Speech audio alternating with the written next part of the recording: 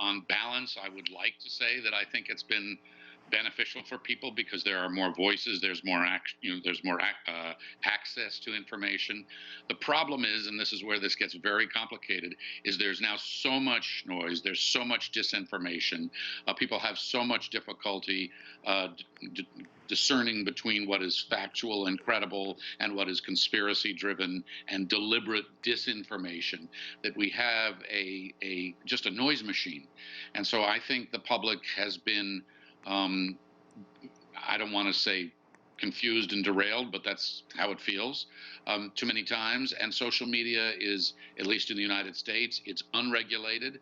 It's a monopoly-driven business to a very large extent by the platforms. They have not been held accountable for the online harms that happen. It's not just disinformation. That's part of it that confuses the information ecosystem, but it's also actual physical harm in many cases. And so I think it's a very, very complicated thing.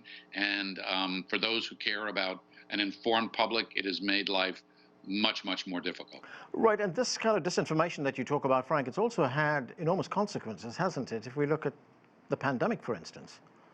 Well, it's had tremendous consequences.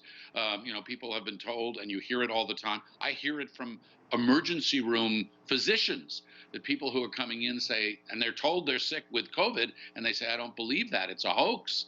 And this information is trafficked online. The other thing that this has done, by the way, when you ask about the implications for the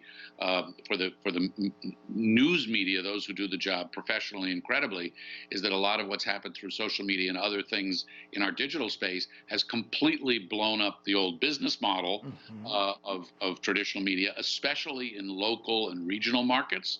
And the hemorrhage of jobs and the closing of traditional newspapers and other things has been dramatic.